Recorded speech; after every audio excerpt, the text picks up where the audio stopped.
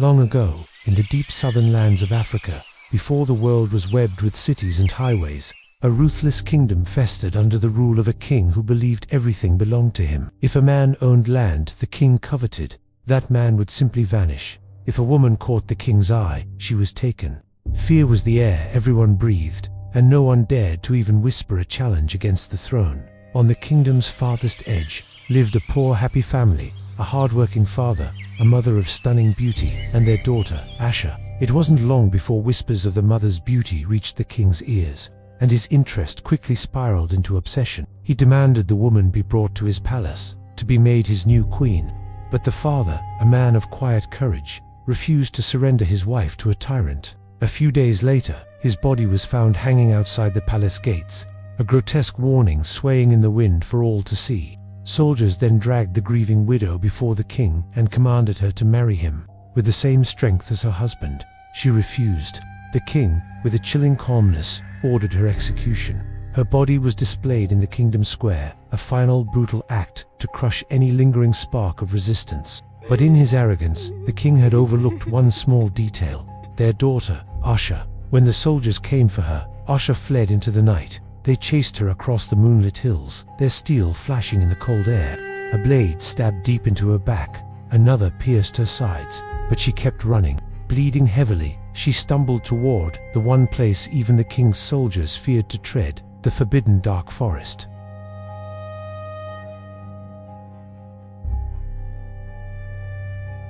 Legend spoke of invisible gates sealing the forest, gates that would only open for blood and hatred. Asha collapsed, just shy of this unseen boundary, her life pouring out onto the dark soil.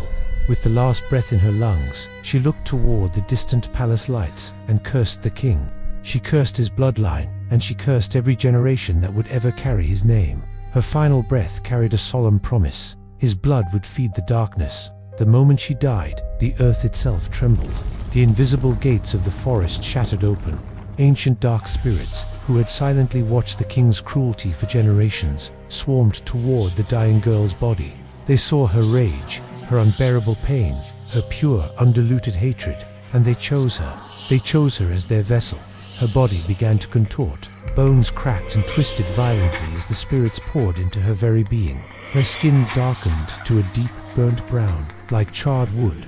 Her fingers stretched into long, vicious claws, and rows of sharp, predatory teeth forced their way through her gums. Then, her skull split open, and a second head grew beside the first, and then another. 3 monstrous heads opened their glowing, malevolent eyes all at once. From her back, a long, spiky tail burst forth, whipping through the air like a living snake. The girl named Asha was gone. In her place stood a creature born entirely from hatred, a dark brown beast with 3 heads, razor-sharp teeth, vicious claws, and a tail that moved on its own. The creature moved through the night, faster than any animal, and scaled the palace walls just before dawn. The guards never even had time to scream. The king awoke to the horrifying sound of claws scraping across his chamber floor. He saw it then, the 3-headed monster standing over him. One head tore off his arm, another ripped open his throat, and the third simply watched as the tyrant drowned in his own blood. The hunt had just begun. The creature swept through the kingdom, tracking down every member of the royal bloodline. Sons, daughters, generals, distant relatives, none were spared.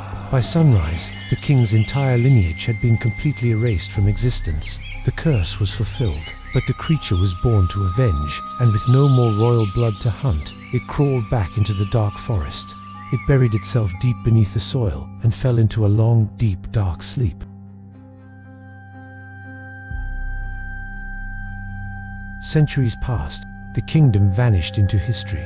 The forests were cleared, roads were paved, and a massive, sprawling modern city called Ivoría eventually rose where the cursed forest once stood. The ancient, haunted land became a public park, filled with bright lights and walking paths. No one remembered the darkness that slept just beneath their feet, but the new city was filled with its own brand of evil. Corruption and violence became the new rulers.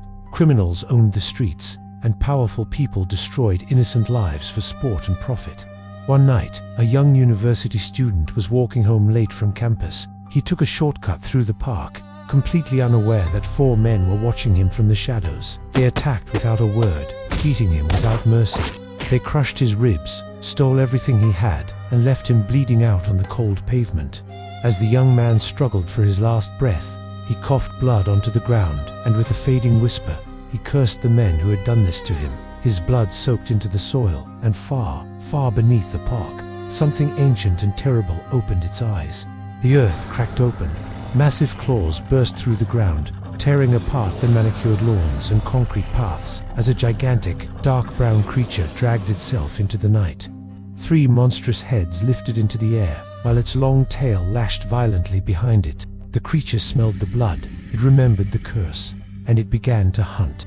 The 4 attackers never made it out of the city. One was found torn to pieces in a narrow alley.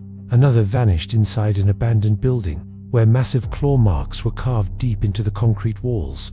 The 3rd tried to flee, but a security camera captured his final, terrifying moment as a massive shadow dropped from a rooftop and 3 heads lunged at him at once. The 4th, cornered and weeping, begged for mercy, but the creature had never learned the meaning of the word. When the 4 men were gone, something unexpected happened. The creature did not return to its slumber. It couldn't. The city was full of people just like the king.